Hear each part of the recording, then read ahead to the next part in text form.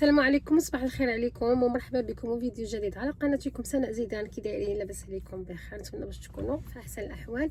مرحبا بكم في هذا الفيديو الجديد واخبار ديال اليوم. قبل ما نبدا معكم بحال ديما بغيت نفكركم بان لوفر ديال 20 فوا سون فري الا كنتو انتريسي راني كنبيع تيرموميكس بارتو اون فرانس. 20 فوا سون فري تبداو تخلصوا ان شاء الله حتى شهر 5 ولا 6 حتى يوصلكم تيرموميكس ويبقى عندكم عاد تبداو تخلصوا. فاذا كنتو انتريسي غادي نخلي لكم الرقم ديالي دابا ان شاء الله. غنبداو الفيديو ديالنا، نبدا لكم باخبار خفيفه ظريفه. بغيت نقول لكم بان اللغه الفرنسيه تكلاسات رقم 4 رابع لغه كيتكلموا بها في العالم كله. رقم 1 هي الانجليزيه، رقم 2 الاسبانيه، رقم 3 هي فداركم شنو هي لي مونداغا. المونداغا هي الصينيه وما جوارها سي نورمال لحقاش كاين بزاف الصينيين ودين دوك الدول ديال اسيا اللي كيهضروا بنفس اللغه تقريبا. الرابعه فرنساويه، والخامسه هي اللغه العربيه. شحال هذه كانت العربيه اكثر من الفرنسي، دابا طلعت الفرنسي اكثر من اللغه العربيه. اذا كما قلت لكم كتبقى دائما لونغلي بيان سور شي حاجه اللي معروفه، هي اللغه رقم 1 الاكثر تداولا في العالم. كذلك بغيت غير نحكي لكم شنو وقع لي انا هذا الصباح. انا من كانت بدات الحرب في ايران مشيت درت الغازوال، درت البلان.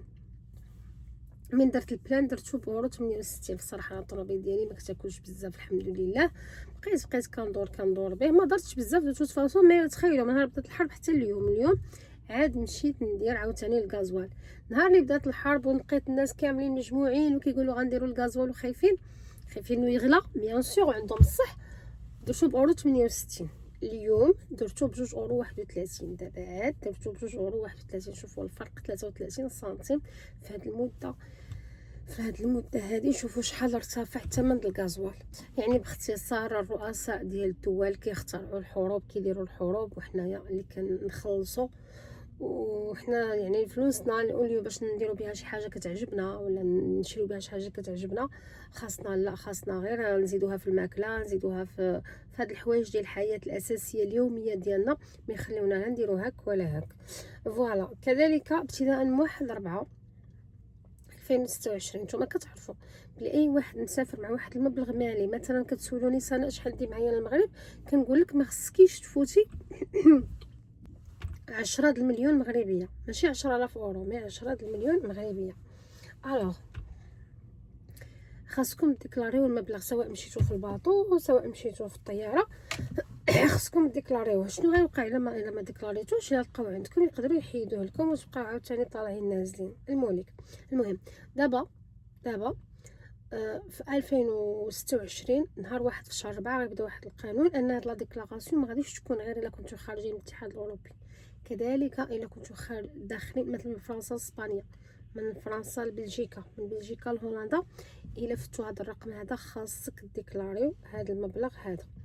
كذلك ليس فقط ديالك اي شيك، واخا يكون شيك سياحه ولا شي حاجه، اي ذهب، اي حاجه عندها قيمه ماليه خاصها تديكلارا، ولا ما ديكلاراتش غادي تكونوا يعني مسائلين. علاش هادشي كله؟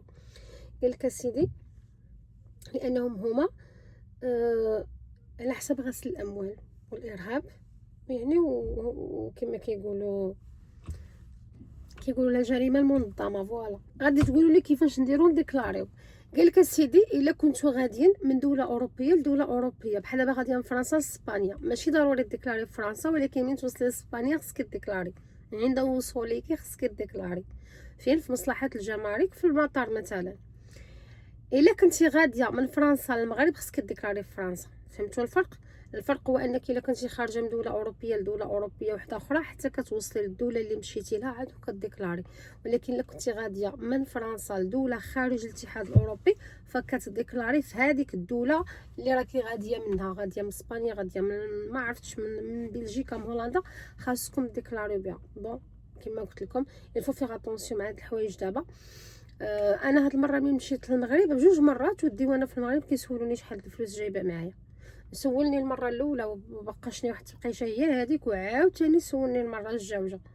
ما عرفتش انا المره اللي دازت دخلت على الناظور، مي فريمون ديوانه الناظور يعني كانت جوج الصباح وهما فتشوا كاع عباد الله، هودوا لي الحوايج وانا غير بالشرويط ديال ولادي كان البرد.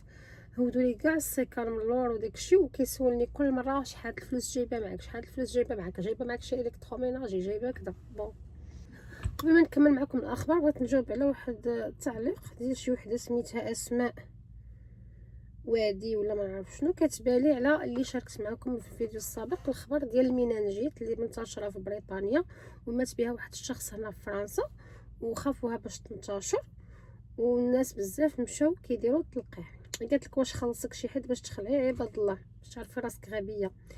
هاد المرض راه كاين من زمان، حتى انا قلت في الفيديو بلي هاد المرض كاين من شحال هادي. بغاو نمشيو نجلبو عاود بغاو يديروا لنا بحال كورونا. ما تجلبيش اختي، واحد ما بزيرك في كورونا، ماشي كاع الناس دارت الجلبه. الا نتيا شمتوك في كورونا ومشيتي درتي الجلبه، ماشي كاع الناس تشمتات في كورونا ودارت الجلبه. هذه رقم واحد، يعني اختيار شخصي. حتى واحد في كورونا ما جرنا هكا من يدينا ومشى درنا الجلبه، كان اختيار شخصي. يا اللي باغي يسافر، يا اللي خايف على راسو، يا اللي كيخدم في لاصونطي، كل واحد شنو كانت ظروفه. كاين اللي ما جلبش نهائيا. المهم فلا ميم شوز دابا باش نشرح لك ان الاغبياء فريمون انا ما كنبغيهمش بعدا في القناه ديالي. الاغبياء ما عنديش معاهم. اول حاجه انا فقط نقول الخبر، ما كنخلقوش، لا اخلق الخبر انقوله. كنشوفو كنجي كنقول لكم البنات كاين بزاف ما عندهمش الوقت باش يتفرجوا في الاخبار، ما عندهمش الوقت باش يبقاو يسمعوا في الاخبار ويعاودوا الاخبار من 6 الصباح. هي باديه 6 الصباح الاخبار، 6 ونص الاخبار، 7 الاخبار، 7 ونص الاخبار، حتى المنوي. كاين اللي ما عندوش الوقت، كاين اللي باغي يتفرج بالعربيه. كنجي كنلخص لكم داكشي اللي واقع.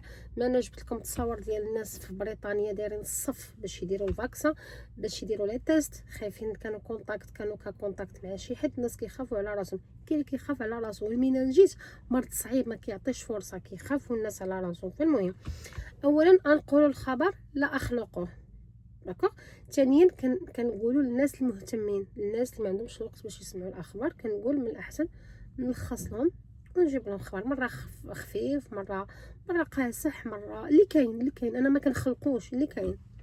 بحال دابا الغازوال اللي راه غالي ب2.30 الناس اللي دارتو النهار الاول بأورو 60 أورو 68 كوميم ربحوا واحد شويه د الفلوس. بحالي انا كوميم هادي مده ما درتوش، اليوم عاد جيت نديرو. يعني انا براسي عاوني، انا براسي داك الخبر عاونيني. شفت الناس دايرين الصف خالعين ومخلوعين، مشيت درتو واخا كمل. المهم درتو، المهم استفدت من واحد المده ما خسرتش فلوسي. زائد خصكم تعرفوا بانني انا كنت دايره لايف في تيك توك، هكا الناس شاركوا في داك الخبر. واحد السيده قالت لي ماتت لها بنتها عندها 14 عام به. ديجا في هنايا واحد السيد معلق ولا واحد السيده قالك انا جاني هذا المرض في 2011 وسبابو راني دابا اونديكابي، يعني لانه كما قلت لكم كيدير اعاقه، لانه كيأثر على المخ. فالمهم اختي ما كيعجبوكش هاد النوع د الاخبار كتخلعي موسوسه، خرجي عليا من القناه باختصار. لان فريمون بحال هاد النوع باش تقول لك واش خلصك، باش تقولي هاد الخبر شكون غيخلصني؟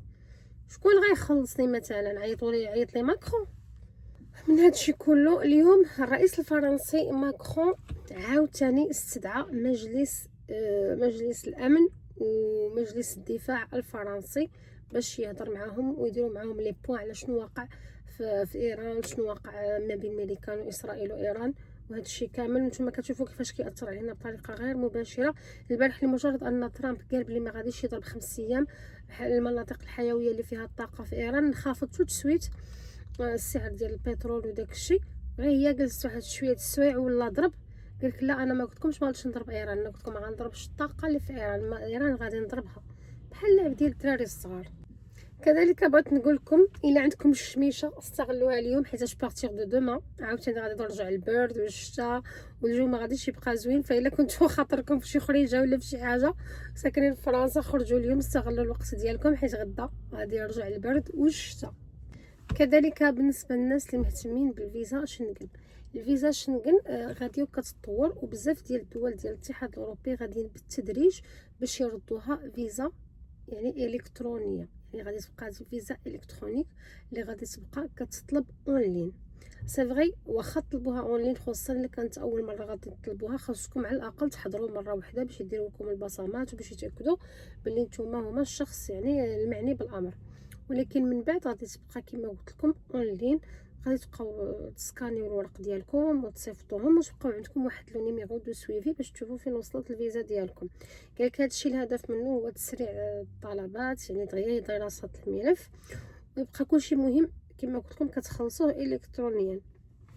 كذلك قال لك الا لقاو مثلا دابا كتعرفوا كاين اللي كيعطيوهم 4 في الفيزا ولا 5 سنين في الفيزا، قال لك راهم كيفكروا باش يرجعوها حتى ل10 سنين في الفيزا مع الناس المضمونين والموثوق فيهم، مع الناس اللي موثوق فيهم من كيطلبوا الفيزا عارفين ما غاديش يبقاو هنا، ما غاديش يجيو يطلبوا مساعده، ما غاديش يحرقوا الفيزا ديالهم يتوسا. يعني واخا يكون عندك 10 سنين في الفيزا ما خصكش تفوت 3 شهور، غير باش نتفاهموا.